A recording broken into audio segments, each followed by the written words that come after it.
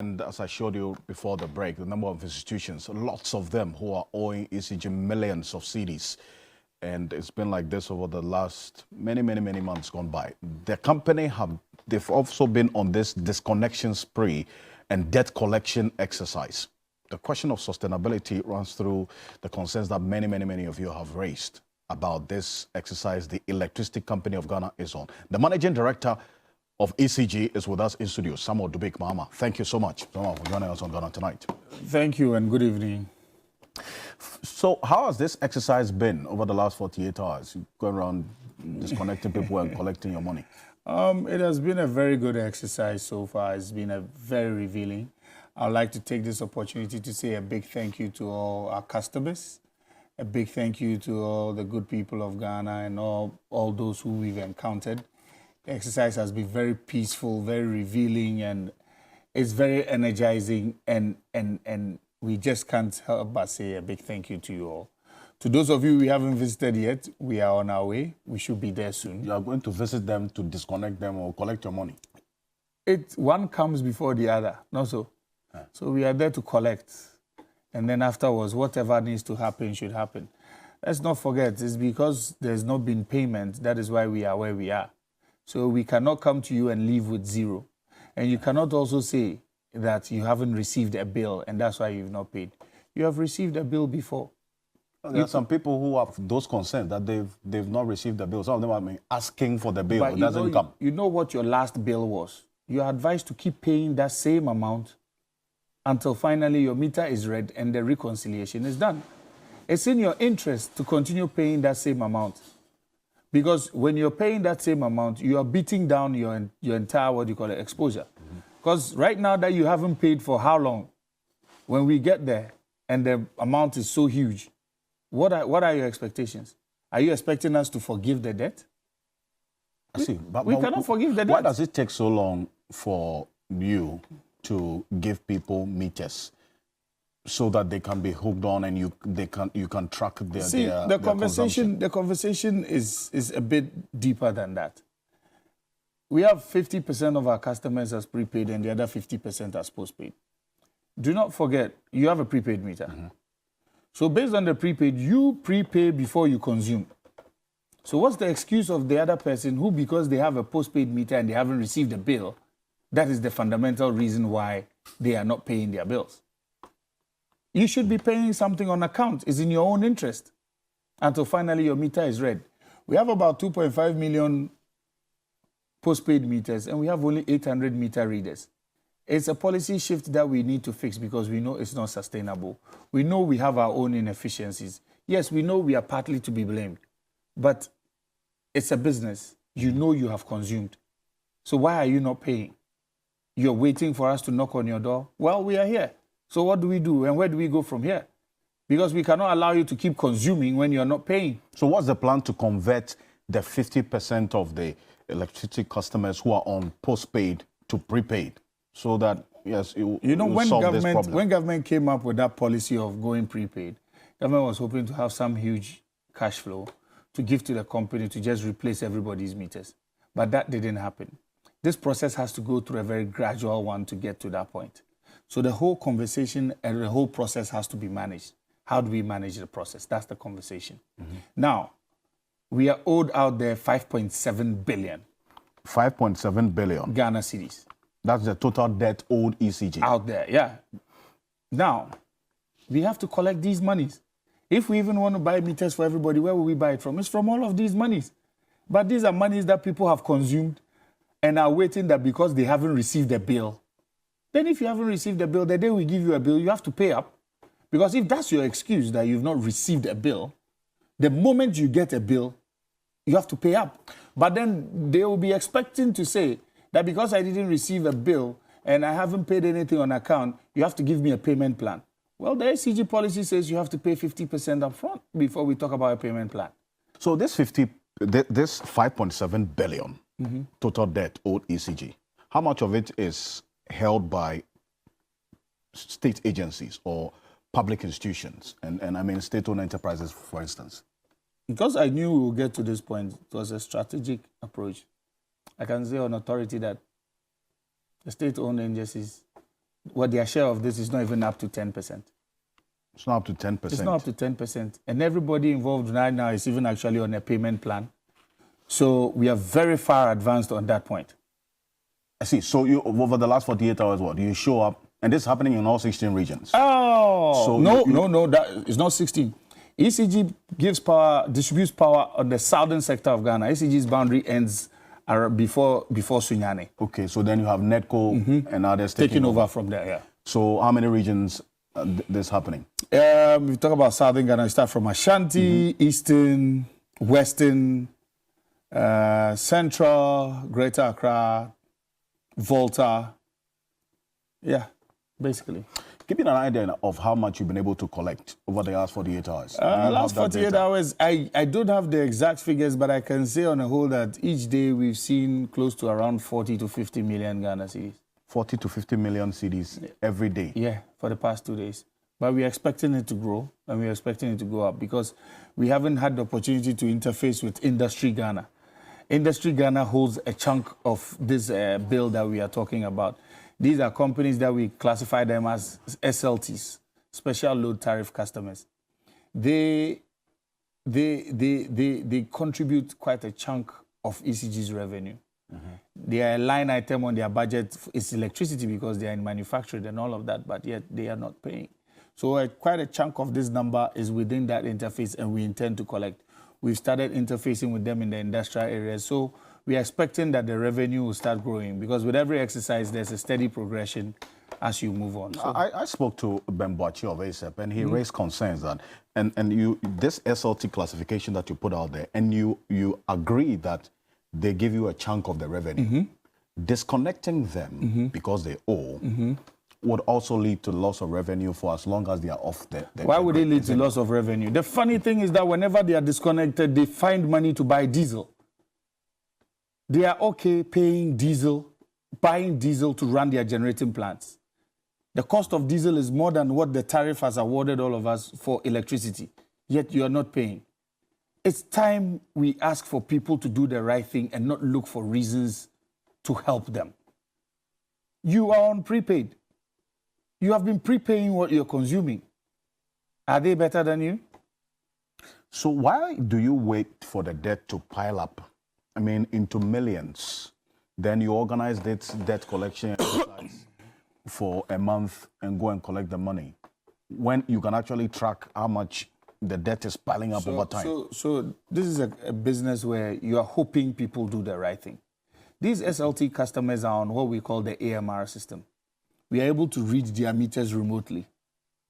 They know, they have people in their offices that do reconciliations with us. They know how much they have to pay. We know how much they have to pay. So now the question you need to ask yourself is, they have received their bills. Why haven't they paid?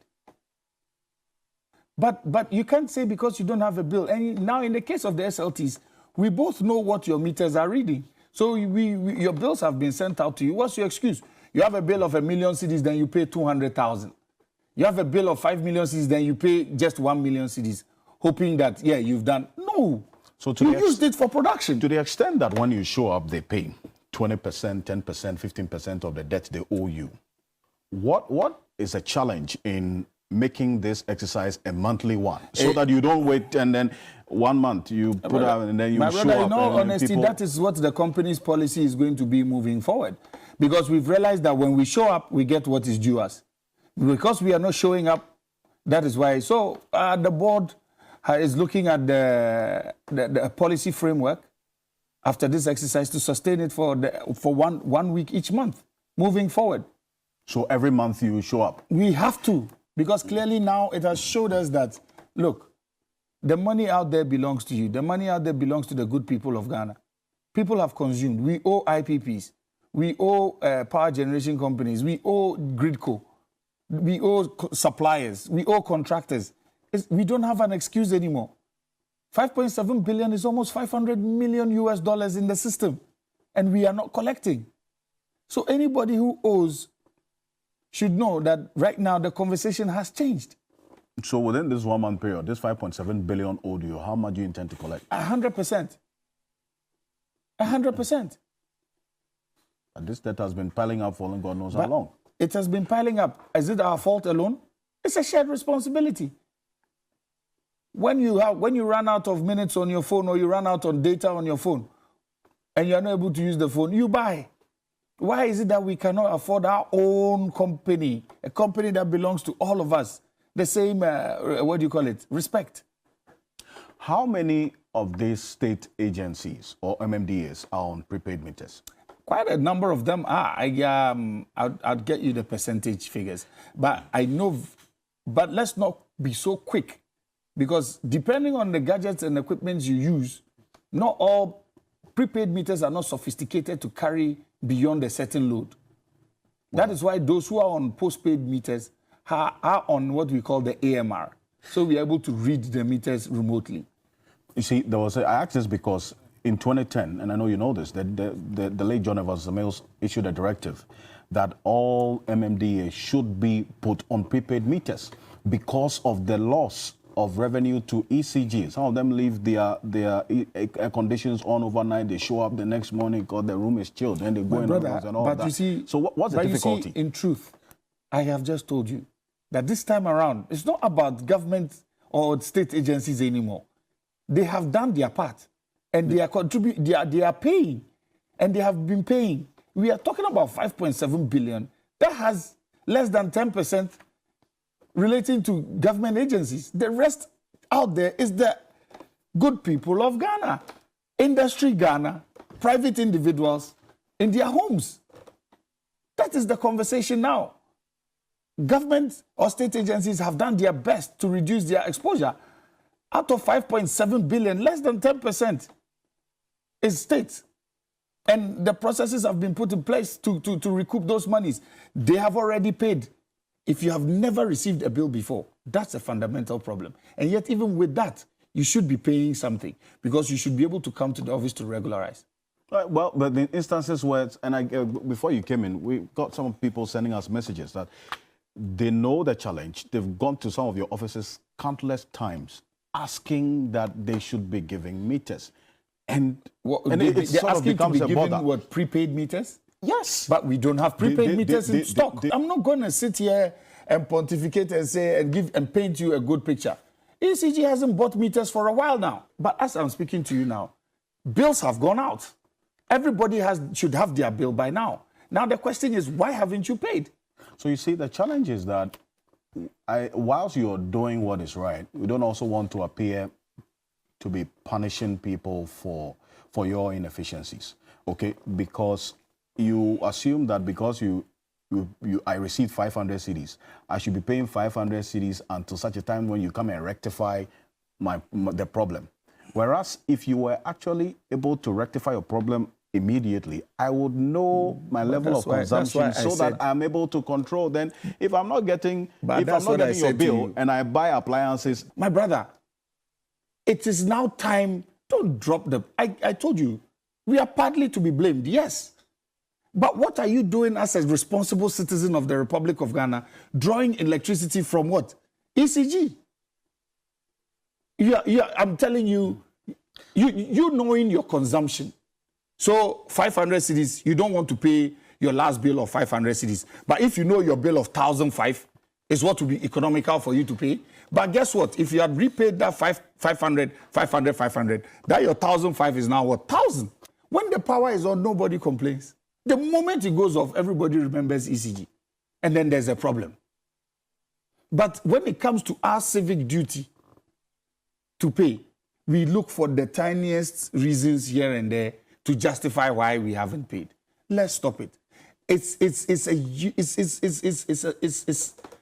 Look, as I have been saying on different platforms, let's not give excuses to this, because there's no excuse.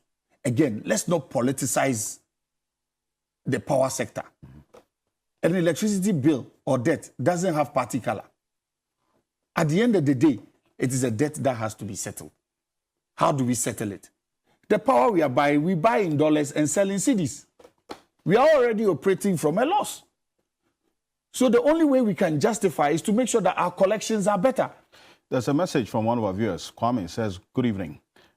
I have been visiting this ECG vendor, not just one, not two, but three in my area. It specifically mentions Nungwa and they say their network is down for days, how then do I live without power without also looking at other alternatives of getting power to survive? When was the last time he visited the ECG office? If he's talking about this a week ago, days. My brother, before we started this exercise, the ECG network has been up. Now, we don't run a shop where we are not visible to what is going on. ECG is now digitalized from end to end. There's a dashboard in my office showing me transactions in real time, updating us what is happening in every district office, every regional office, and exactly what is going to our bank. So when the ECG network is down, we know we have a network operations center. We have the requisite team in place. So some of these things, yes, there are glitches. They do happen. There are times we keep quiet and accept it for what is worth. But there are times that some of the problems are internet related. They have nothing to do with us. They have to do with the service provider. But we suffer the brunt of it. But we take it in our stride and we move on. We got a message from the vendors as well. I know this is something that you may have come across at a point. It says the threshold for ECG vendors has been increased to 25,000 cedis. 20,000, not 25. It says 20,000. Well, this is so most of these vendors can't afford it, hence we've had to close our shops. And in fact, yes. So there's a statement. That statement that was issued, signed by you. We have just got a copy of it, indicating that is indeed 20,000 increase. Yes, this is the statement. It's correct. What led to this? When you call yourself a third-party vendor, you are supposed to be what? A bulk purchaser. Do you understand? Some individuals' consumption alone is 5,000 cedis. If you purchase 5,000, are you a bulk purchaser? Now, the very first message spoke about the ECG network. Sometimes it's not down. It is just too busy to accommodate more people. He wakes up in the morning at 6 a.m., he's buying 5,000. At 8 a.m., he's buying another 5,000. 10, 5,000. 12, 5,000. 2, 5,000. 4, 5,000. 6, 5,000. 8, 5,000. In a day, he has hit the ECG network how many times? More than 8 times. Then ECG itself, wanting to do something in the system, doesn't have opportunity to work in its own system. So we sat back and decided to take some decisions so that other people who have to work on the ECG network can have access to work. So what did we do? We decided that let's increase this threshold for the purchase. Yes, we must agree that there are a few people that may not be able to purchase the 20,000. But the truth of the matter is this. In as much as you can't purchase the 20,000, we also told the Vendors Association when they came to my office for a meeting that conversations are far advanced for a super vendor situation where somebody carries that problem of somebody who wants to buy. So somebody buys at bulk and deals with those who want to buy at that limited amount. The conversations are far advanced. We told them as soon as it is done, it will be deployed and they can all benefit from it. So I think the we are not fundamental taking anybody concern, out of business. I see. That's the concern, that because one, they were not giving enough time of notice. When was the letter signed? And then the date as he said February 2023. Yes, and then when did it take effect? When did it take effect? It was supposed to take effect 1st March. 1st March. On the 1st of March, they came, before the 1st of March, they came for a meeting. So you had a meeting with the vendors? Yes, association. I didn't start the process on the 1st of March. The process was started a week after because they said they needed time to put themselves together. After 1 week, we kicked it into motion. We have been working with them for years. It's a symbiotic relationship. So we understand their plight. We won't do anything to jeopardize their livelihood. But they should also understand that the company is at a point where it needs to survive and has to do certain things to survive. We will accommodate them. They should just give us some time to fix that portion of the super vendor and they can all come back into the system. But they would not be responsible to us, but to someone else on a different network. So what? You're going to sublet of course it to someone? Just like the telcos do. Is it someone else? Is it like a private whoever, so those parameters haven't been set yet. But after it's done, it will definitely have to be a company. And whichever company is buying has to have certain guarantees. It cannot just be a guarantee just because maybe your pastor is guaranteeing for you, then we give you 1 million Ghana cedis worth of power. No. It has to be business-minded and business-conscious. It has to be backed by a bank guarantee. All of those things have to be spelled out properly before it's rolled out. So we just need time to flesh it out, and we'll implement. It's the same third-party vendors are individuals. So what's the challenge of ECG still handling this part of the business that you intend to sublet to a private Our person? network cannot carry it. And then now, we keep talking about private sector participation. We have the private sector participation at the lower level. If ECG can wake up this morning and somebody will prepay the entire quota purchase of prepaid at, let's say, 50 million Ghana cedis in a day, and the company can concentrate on bettering its network and allow for somebody to sell, are you saying it's not a good business opportunity? So the private sector player, if you decide, who comes in, will be able to contain the load, and the ECG system he has to build the network, yeah. ECG system cannot contain that. He has to build the network for it. So you see, because we cannot just make such a decision straight off the bat, we are saying, purchase the 20,000 for now. Let ECG staff also be able to use the network. Let other ECG customers who have to come in postpaid, who have to come in on the app also have a better experience. And give us time to think through all of these things, fix the problem, and then we see how we can play it out. You are thinking about all of these expansions. They all cost money. It brings us back to square one. We are owed, what, 5.7 billion? The company is owed 5.7 billion. If you limit the entire conversation to quota being 20,000, or maybe a third-party person coming in, you are doing this company a great disservice. If somebody is owing the company 5.7 billion and we are collecting right, how much do you think this company should be collecting monthly? Meanwhile, the company is collecting around 400 to 500 million. Meanwhile, it's a company that should be collecting in excess of 1 billion. How do you collect that billion? In most parts of the world, private sector participation, but you have to think through it very well. So we are not going to let anybody rush us to take a decision. Yes, we know it's tough times.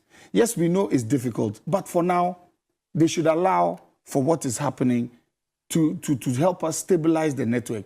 We will fix the problem. So, so you take their concerns into consideration? Yes, we don't want to get rid of them. They are people we grew up with. We cannot get rid of them like that. Okay, so aside this, you have... Do you know they are paid by commission? So it's not free?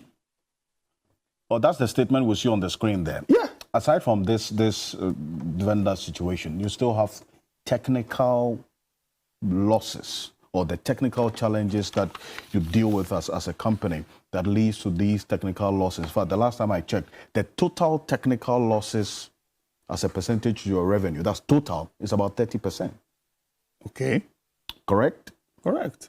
How do you intend to deal with this so that while you are looking at that source of revenue, you're also addressing these technical issues? We need money. How do you solve technical problems? The obsolete Of course, you have to replace them. And cables. Where would you get the money to replace them? Am I to go to the Ministry of Finance? Am I to go to the World Bank? We have to replace them. You are owed 5.7 billion and you are not collecting, but there's this huge expectation on you as to the quality of service you have to deliver. It cannot be like that anymore. We cannot be doing the same old things and expecting a different result. The onus is on us to do the right thing. It's very easy to point a hand at ECG and point out ECG's flaws. But what about us? What about those of us who've consumed and who are not paying? What do? Pay what is due ECG, and then when you take them to the cleaners, you have a justification. Because with $500 million US, after the independent power producers are paid, of course we can take up some very good capital, because there are projects that, intensification projects that we have to do to give you a better service delivery.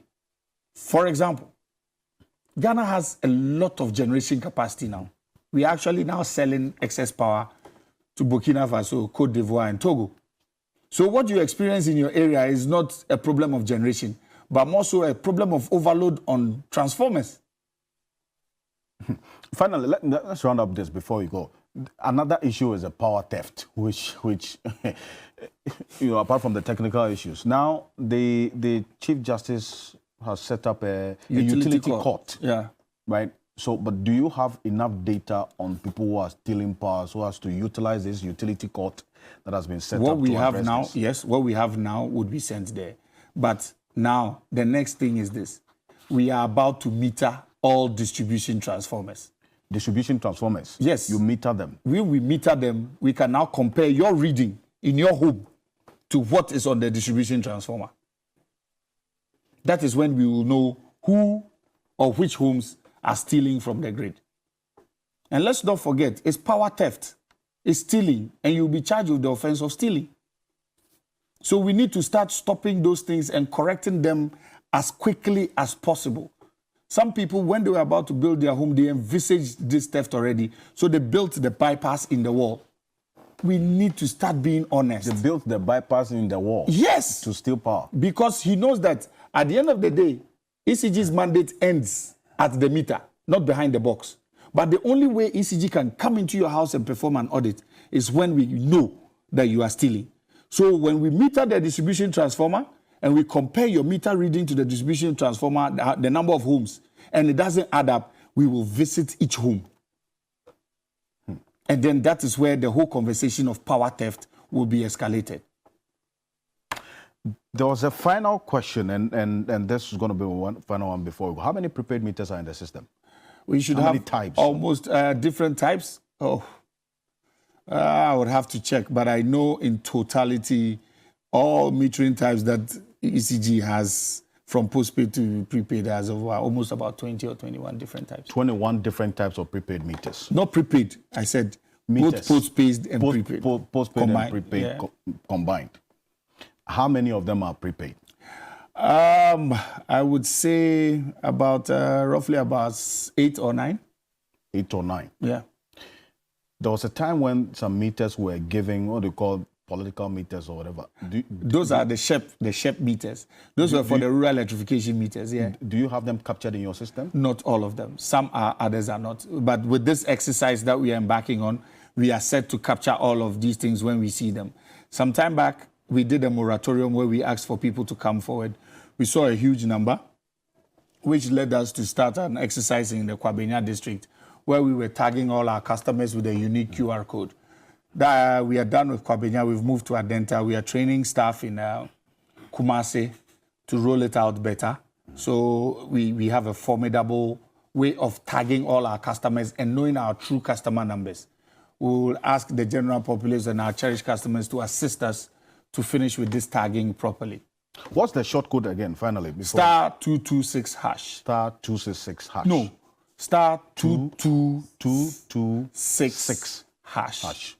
Samuel Dubik Mahama, thank you for coming. If we see an ECG person at our doors, you see that happening there. Well, those are the data, and we've been running through over the period, and we'll keep updating it. And it's just the beginning of the exercise, and we update our listeners as it goes on. Thank you so much for staying with us here on Ghana Tonight, and to Samuel Dubik Mahama.